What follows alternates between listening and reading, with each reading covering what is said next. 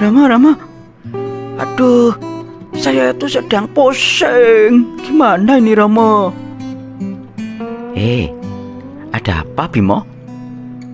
Pakai pusing segala. Kenapa? Saya itu sedang banyak PR, banyak tugas di OSIS, Romo. Juga di gereja. Mumet saya, Romo. Ya, Romo mengerti sekarang. Bimo, ayo kita main tebak-tebakan. Mau nggak? Dari Romo ya. Menurutmu beras 1 karung dengan beras 1 genggam tangan itu lebih berat yang mana? Ayo coba jawab. Ya berat 1 karung toh, Romo. Itu aja kok ditanyakan toh. Yang benar, Bimo. Yakin dengan jawabmu? Sekarang, menurut Bimo, apa yang membuat 1 karung beras itu terasa berat? Apa? Apa ya? Aduh, ya memang berasnya lebih banyak, Romo. Ya kalau menurut Romo sih tidak begitu, Bimo.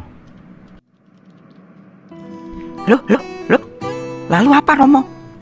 Menurut Romo, yang membuat beras 1 karung itu berat ataukah tidak, itu adalah hati kita. Hati. Loh, kok bisa, Romo? Coba, misalnya Bimo sedang marah dengan kakakmu. Lalu kakakmu minta tolong kepada Bimo untuk mengambilkan sebuah pulpen. Nah, mungkin dalam keadaan seperti itu, pekerjaan hanya sekedar mengambilkan pulpen buat kakakmu bisa menjadi sebuah pekerjaan yang sangat berat. Tapi mungkin sebaliknya, kalau Bimo sedang bermain ke rumah pacarmu, dan pada waktu itu pacarmu minta tolong padamu untuk memindahkan 1 karung beras dari teras ke dalam rumah. Mungkin bagi Bimo, 1 karung beras itu meski berat akan terasa ringan, karena Bimo melakukannya dengan senang hati, alias dengan sepenuh hati. Yang menyuruh pacar soalnya. Maka Bimo, kuncinya adalah sesuatu itu menjadi berat ataukah tidak, bukan pertama-tama ditentukan oleh ukuran, oleh volume, oleh jumlah, atau apapun, akan tetapi lebih ditentukan oleh hati. Ya, oleh karena itu Bimo, lakukanlah segala sesuatu yang baik dalam hidupmu dengan sepenuh hati, dengan gembira, dengan ketulusan. Jangan dengan setengah hati.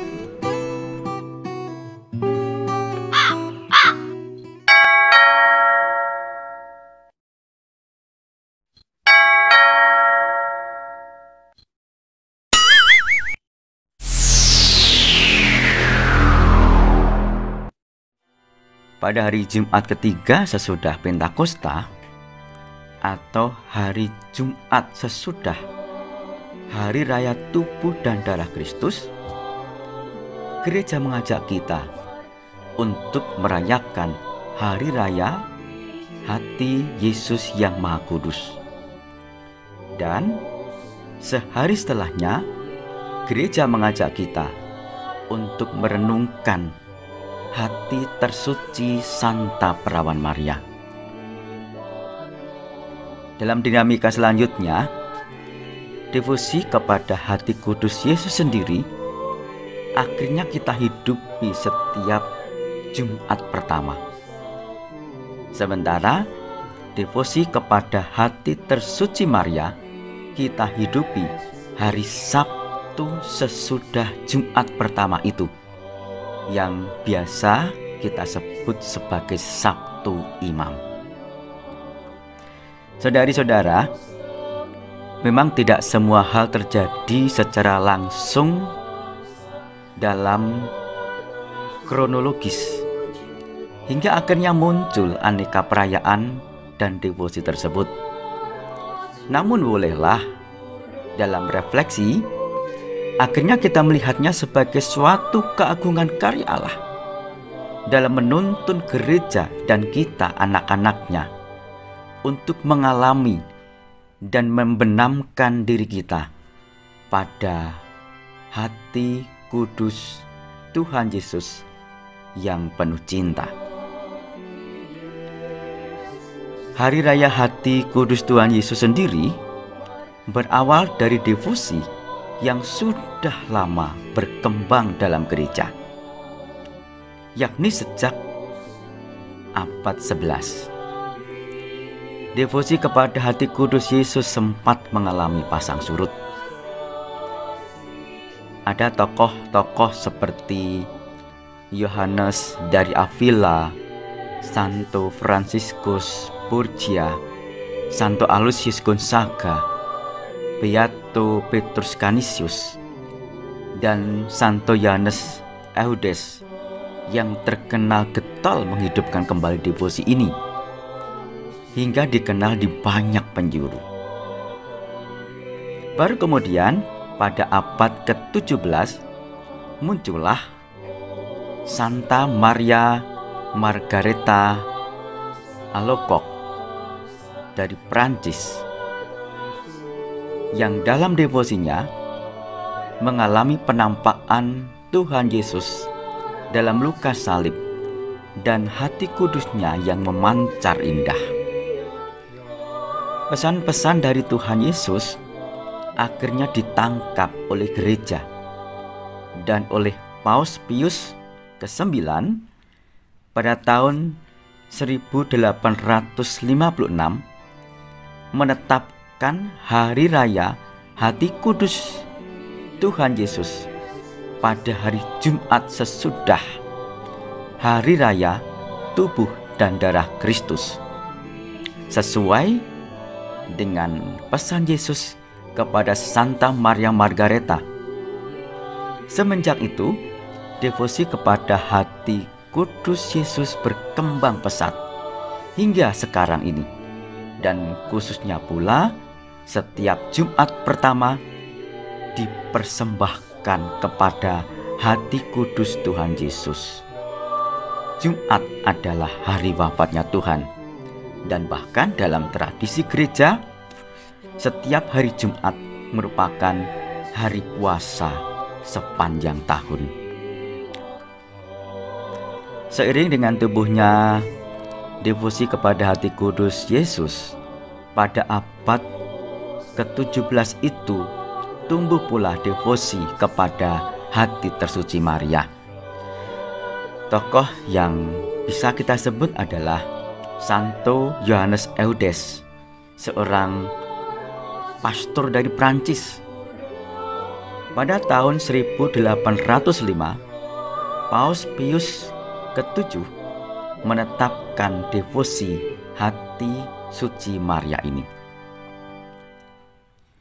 Pada tahun 1917 hingga 1930, Bunda Maria menampakkan diri kepada 3 anak, yakni Lucia, Francisco, dan Jacinta di Fatima, Portugal. Pesan-pesan dalam penampakan ini meneguhkan dan menumbuhkan devosi ini sehingga menjadi semakin subur. Hari Sabtu sesudah Jumat pertama menjadi hari devosi kepada hati tersuci Maria, yang akhirnya kita sering menyebutnya sebagai Sabtu Imam, karena sekaligus kita berdoa untuk kesucian para imam yang dengan imamatnya memohon kesucian dunia dan membawanya kepada hati tersuci Maria, teladan hamba Allah yang mempersembahkan hati secara total.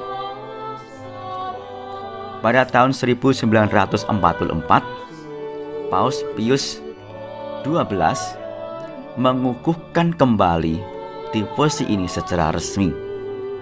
Dan sejak tahun 2000, peringatan hati tersuci Maria ditetapkan sebagai peringatan wajib oleh Paus Yohanes Paulus II dan dirayakan sehari setelah Hari Raya Hati Kudus Tuhan Yesus. Perayaan Hati Kudus Yesus yang Maha Kudus dan peringatan Hati Tersuci Maria ditempatkan selang sehari oleh gereja. Tentu bukan untuk menempatkan keduanya dalam derajat yang sama.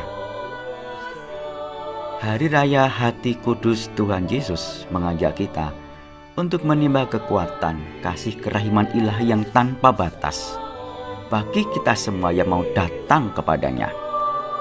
Sedangkan peringatan Hati Tersuci Maria adalah pewartaan tentang figur hamba Allah yang dengan total mempersembahkan hatinya kepada cinta tanpa batas dari Allah itu.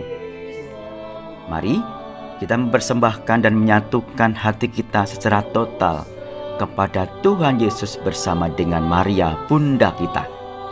Seturut pesan Tuhan Yesus kepada Santa Maria Margareta, "Pandanglah hatiku ini yang begitu mengasihi manusia, tetapi manusia tidak mau membalas mengasihiku. Melalui engkau, hati ilahiku berharap untuk menyebarkan kasihnya ke segenap penjuru dunia."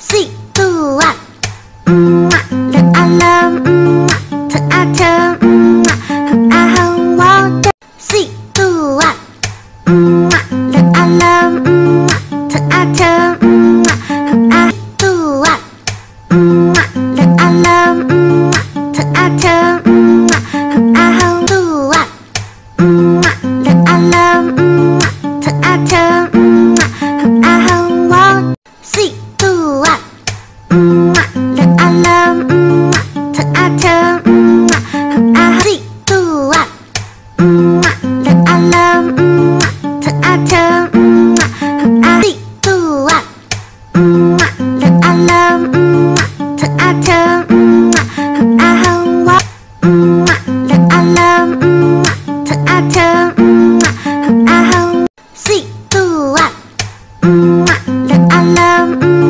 teater, aham wa, si tua, dan alam, teater, si tua, dan alam, teater, si tua, dan alam, teater.